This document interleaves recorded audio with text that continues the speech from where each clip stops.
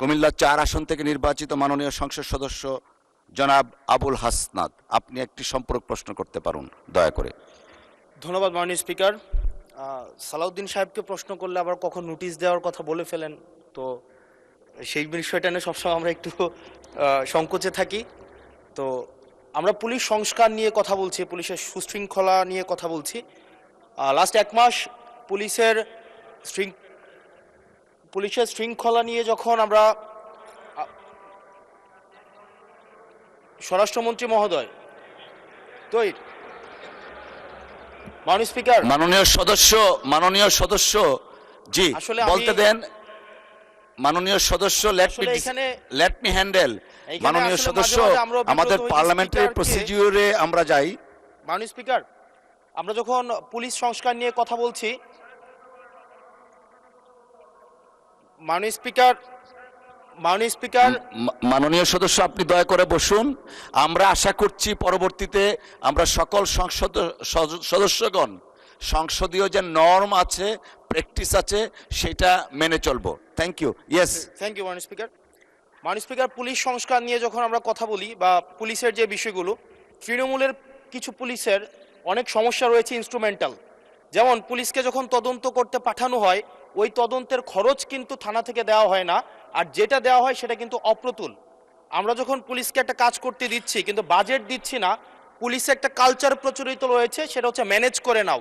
এই ম্যানেজ করতে গিয়ে দেখা যায় পুলিশ দুর্নীতির বিভিন্ন কাজে তারা কনভেনশনালি জড়িয়ে পড়ে। যেমন কিছুদিন আগে আমাদের 26শে মার্চের প্রোগ্রাম হয়েছে, এবং সেটা হচ্ছে সবাই জানে, এই 26শে মার্চের প্রোগ্রামে যে বাজেট দেওয়া হয়েছে প্রশাসনকে, সেই বাজেট এবং প্রোগ্রাম করতে গিয়ে যে খরচ হয়েছে সেটার মধ্যে কিন্তু আনুপাতিক অনেক ধরনের ব্যবধান রয়েছে। তখন যে কাজটা করতে হয়, পুলিশ ব্যবসায়ী থেকে তারপর হচ্ছে তার এলাকার বিভিন্ন প্রতিষ্ঠিত মানুষ থেকে কিন্তু অর্থ উঠাতে হয়।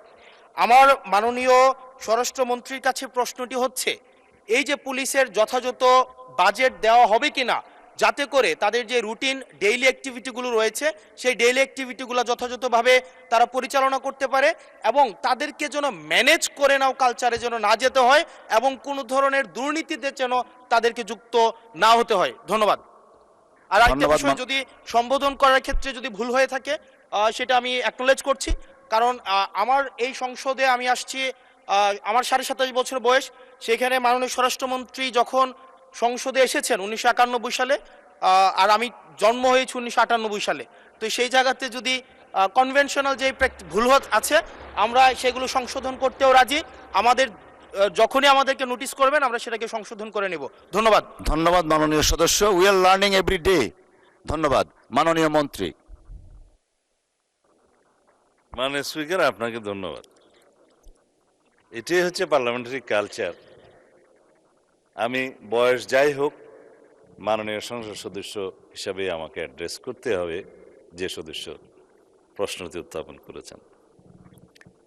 আর্লি এজে পার্লামেন্টে আসাটা একটা সৌভাগ্যের বিষয়। আমরা সবারই উজ্জ্বল ভবিষ্যৎ কামনা করি। যেই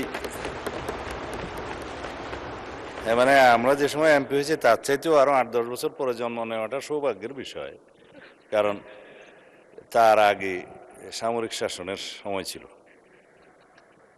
যে প্রশ্নটা মাননীয় সদস্য উত্থাপন করেছেন, বাজেটের মন্ত্রী তো আমার পাশে আছে।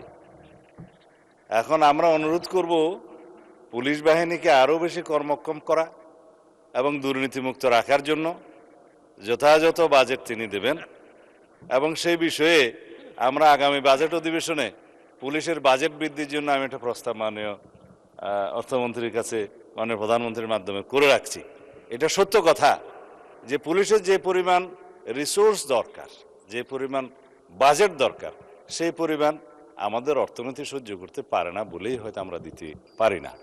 তবে আমরা একটা ট্রান্সপারেন্ট এবং জবাবদিহিমূলক পুলিশি ব্যবস্থা যদি কায়েম করতে চাই, পুলিশ যেন অন্য কোনোভাবে ম্যানেজ করার কালচার থেকে বেরিয়ে আসে, সেটা আমাদেরকে নিশ্চিত করতে হবে।